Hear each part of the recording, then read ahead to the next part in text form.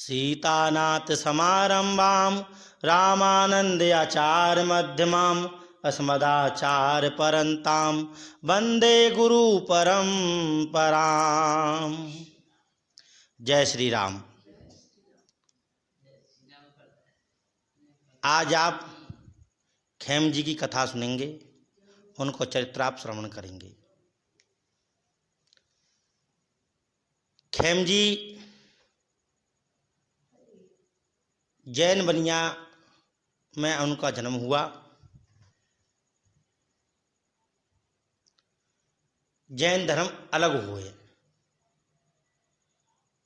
पर एक बार क्या हुआ, एक ठाकुर जी के मंदिर में चले गए। जब ठाकुर जी के मंदिर में गए तो ठाकुर जी इनकी तरफ मुस्कुरा दिए। इनको मन अपनी तरफ, अपनी चरणों में खींच लियो। भाई किसी संत ने कहा है, जो तू आवे एक पग मैं पग आऊं 60, तो तू करारो काठ को तो मैं लोही की लाठ। एक पग भैया तू आ जा, मैं 60 आ जाऊंगा। तू काठ को बनेगो तो मैं लोहे को बन जाऊंगा। भगवान की प्रतिज्ञा है, एक बार में मेरी तरफ आ जा, मैं तेरे तरफ आ जाऊंगा। इन्होंने ठाकुर जी की तरफ नजर करी, ठाकुर जी मुस्कुरा दिए और इनको मन अपनी चरणों में खींच ली जाओ। अब तो रात दिन ही अपने धर्म में तो गए भूल, और ठाकुर जी को कीर्तन भजन ध्यान ही करवे लग गए। संतन की सेवा आरंभ कर दी, संतों को बुलावे लग गए। भोग प्रसादी आदि बनावे और संतन को भी पावामे, आपू पावे। इनकी जाति के लोगों ने विरोध किया। उन्होंने विरोध किया कि तुम हिंदू धर्म को क्यों अपना रहे हैं, सनातन धर्म को क्यों अपना रहे हैं। अरे हमारे जैन धर्म है, इनके जाति के ने सबने पंचायत जोड़ी, दबाव दिया। इन्होंने कहा, भैया मेरे तो चाहे भलू प्राण निकल जाएं, सब कुछ खत्म है जाए, पर मैं तो श्री कृष्ण के ही चरणों में ही रहूं। उन्हीं के चरणों को ही आश्रय है और किसी को आश्रय ना है।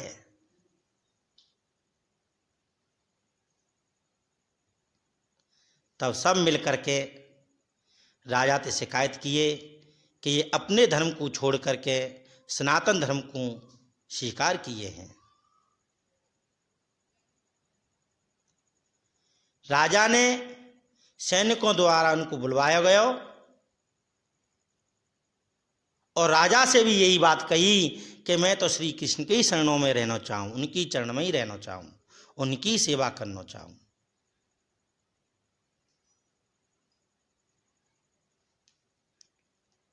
राजा ने इनको कारागार में डाल दिया।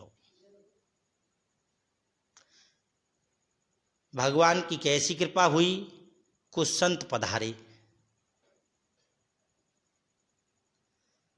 इनकी घर पे पत्नी देखी कि कुछ संत पधारे हुए हैं, खेमदास जी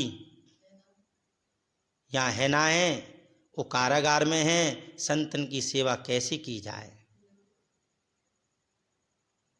तो आपकी पत्नी ने, खेम जी की पत्नी ने संतों से कहा, महाराज उनको तो राजा ने कारागार में डाल दिया है और आपकी सेवा तो वो ही करें,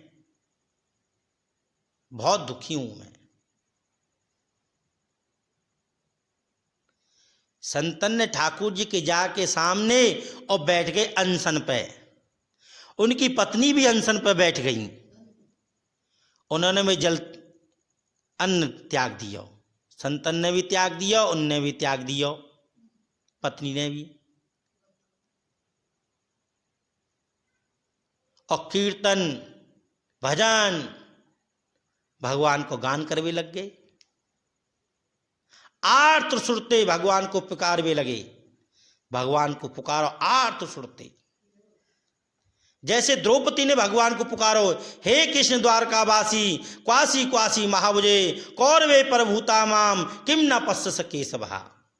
हे गोविंद, हे माधव, हे कृष्ण मेरी रक्षा करो, रक्षा करो, त्राय माम, त्राय माम।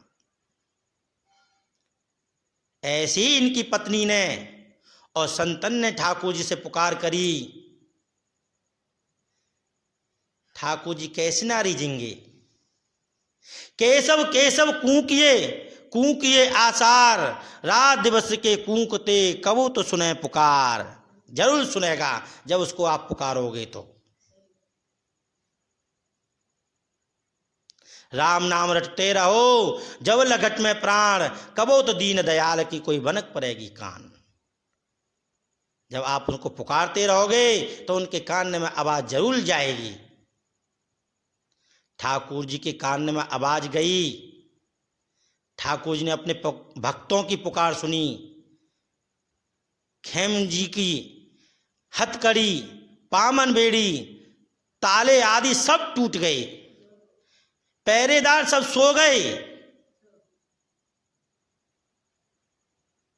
और भगवान ने खेम जी से कहा, अब आप निडर होकर के चले जाइए, राजा तुम्हारा कुछ भी ना बिगाड़ेगा।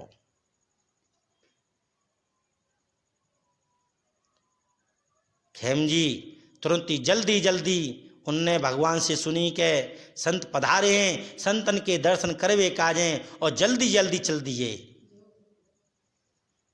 राजा ने जब ये सब देखा और सुना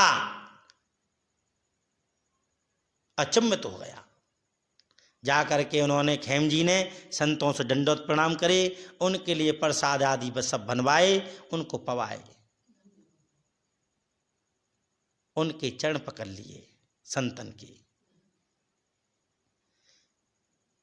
तब राजा के नेत्र खुले। राजा ने खेम जी के चरण पकड़ लिए। इनके जाति के ने सबन ने इनके चरण पकड़ लिए खेम जी के, और सबने क्षमा याचना मांगी। कहा हमसे गलती हुई है, हमें क्षमा कर दो, भक्तन को अपराध भयो हम पे, क्षमा करो। ऐसा आपका चरित्र